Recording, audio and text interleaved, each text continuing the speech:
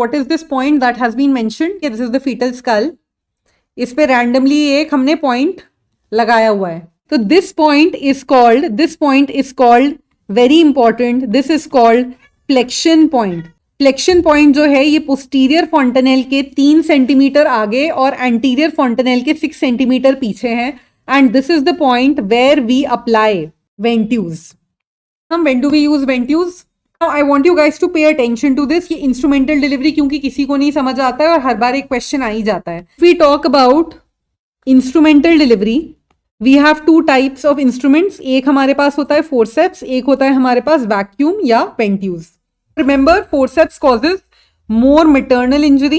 This causes more fetal injury. अगर हम बोले what has a higher rate of success, फटाफट डिलीवरी किस में हो जाती है? Forceps has higher rate of success. Instrumental delivery in general is done. Number 1, if there is poor maternal bearing down, maternal exhaustion with fetal distress. Number 2 है हमारा prolonged second stage और अभी तक डिलीवरी नहीं हुई है. What is prolonged second stage? अगर ये फर्स्ट टाइम डिलीवर कर रही है, it is a primigravida, then it's been more than 2 hours since she is fully dilated, right? And if she is a multi-gravida, पहले delivery हो चुकी है, then it has been more than 1 hour and she is fully dilated. Epidural लगा है, एक और घंटा आप दे सकते हो. Number 3 is to cut short second stage of labour. ठीक है, अब इनके मतलब थोड़ा ध्यान से समझो. Poor maternal bearing down effort, the mother is fully dilated. एक आपकी prerequisite to conduct an instrumental delivery is that the os has to be completely opened. आपका पूरा ऑस खुला हुआ है, मेम्ब्रेन्स एब्सेंट है, लीकेज हो गई है, एंड वर्टेक्स प्रेजेंटेशन है.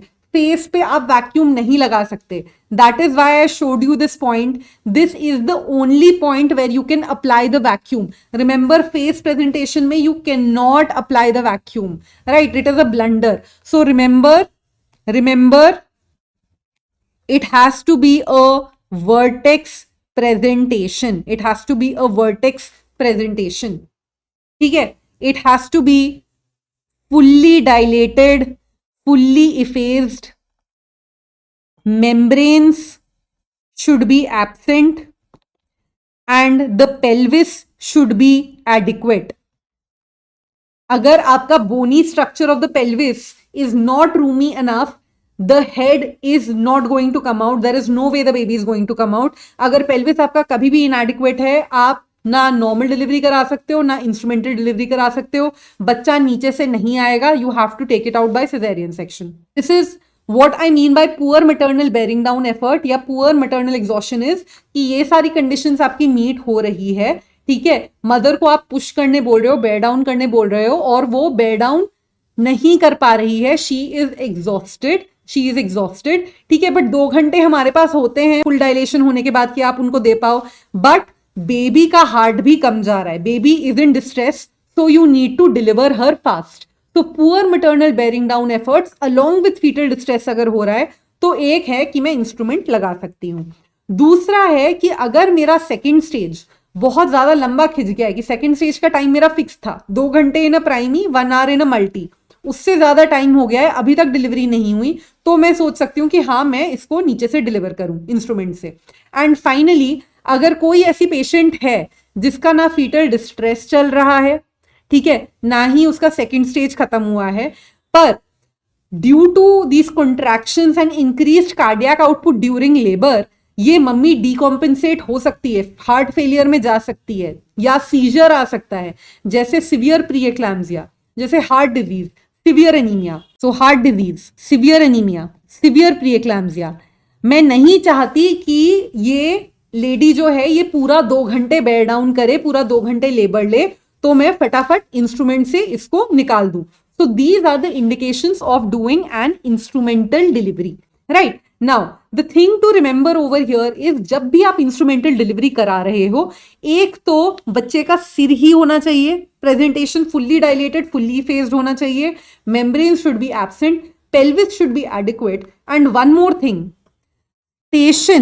जो है आपका शुड बी +2 और लोअर। कहने का मतलब है कि अगर वो थोड़ा सा नीचे आ गया है, +2 के नीचे आ गया है, तो ही वो इंस्ट्रूमेंट से निकल सकता है, तो ही मेरा इंस्ट्रूमेंट बेबी तक पहुंच सकता है। अगर वो उसके ऊपर है तो मुझे सिजेरियन सेक्शन ही करना पड़ेगा। ठीक है, तो अब थोड़ी सी जो चीजें जो वैक्यूम में अलग होती हैं कंपेयर्ड टू फोर्सेप्स, चाहे आप उसको एडवांटेज बोलो डिसएडवांटेज बोलो, वो है कि you can not use it in maternal exhaustion. Maternal exhaustion, ठीक है। फोर्सेप्स में पूरा जो जोर होता है वो डॉक्टर का होता है, वैक्यूम में थोड़ा सा जोर मम्मी को भी लगाना पड़ता है, तो you can not use it in maternal exhaustion. One advantage of it is you can use it at more than equal to 6 centimetre dilation.